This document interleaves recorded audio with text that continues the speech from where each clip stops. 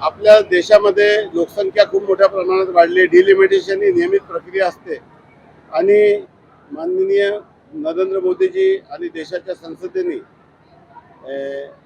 जे काही देशाच्या विकासासाठी जे काही निर्णय घेणं अपेक्षित आहे ते सर्व निर्णय ते घेत आहे आणि भविष्यात विकसित भारत 2047चा जो स्वप्न आपण पाहिलेला आहे, आत्मनिर्भर भारतचं जो स्वप्न पाहिलेला आहे आणि जगामध्ये भारताला महासत्ता करण्याचा जो आपण काम करत आहोत, त्या दृष्टीने हे सर्व निर्णय लोकहिताचे आहे आणि अतिशय गरजेचे आहे.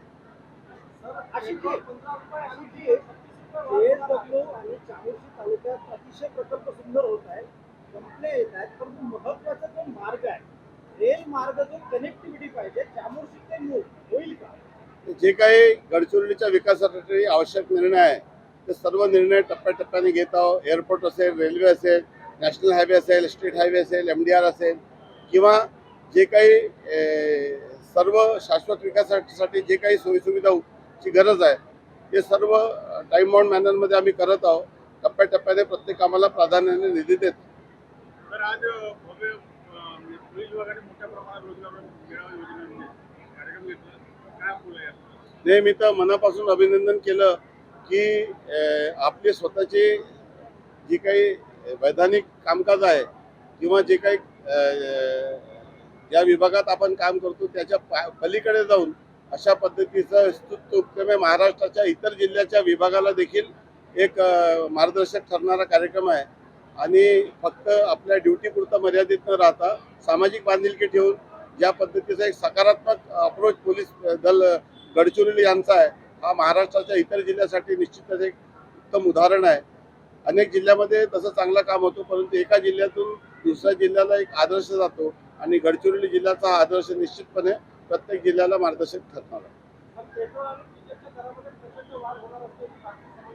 कुठल्याही पद्धतीचा संभ्रम नाही. आता या सर्व परिस्थितीत माननीय प्रधानमंत्री यांनी सर्व लक्ष ठेवून आहे. माननीय मुख्यमंत्री महोदय राज्याच्या प्रत्येक घटनाक्रमामध्ये युद्ध आहे तर शेवटी थोडाफार काही परिणाम दुष्परिणाम होत असतात, परंतु सर्व परिस्थितीकडे लक्ष ठेवून योग्य निर्णय केले जातात.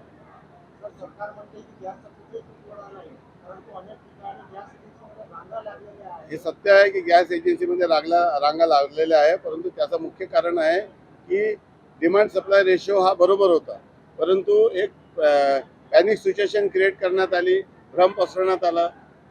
डिमांड जी सिलेंडर उचलण्याची होती ती अचानक वाढली, त्यामुळे अशा पद्धतीची टंचाई निर्माण झाली. डिमांड सप्लाय रेशो बरोबर राहिला तर कुठल्याही पद्धतीची अडचण राहत नाही, परंतु विनाकारण देशामध्ये एक अशा पद्धतीचं वातावरण निर्माण करण्यात आलं की खूप तुटवडा होणार आहे, परंतु तशी काही परिस्थिती नाही आहे आणि विनाकारण संभ्रम पसरवला जाऊ नये अशा पद्धतीची सूचना माननीय मुख्यमंत्री महोदयांनी दिली आहे. जनतेने त्यावर विश्वास ठेवावा. 8 दिवसापूर्वी एक मुख्यमंत्री प्रशिक्षणार्थी विद्यार्थ्यांकडून एक उपोषण करण्यात आलं होतं आणि त्या ठिकाणी मुख्यमंत्री महोदयांना आरोप केला कालावधी करता होती आणि त्या कालावधीमध्ये जे काही कालावधी होता त्या कालावधीमध्ये प्रत्येकाला एक वेगळ्या पद्धतीचा निधी देण्यात आला होता.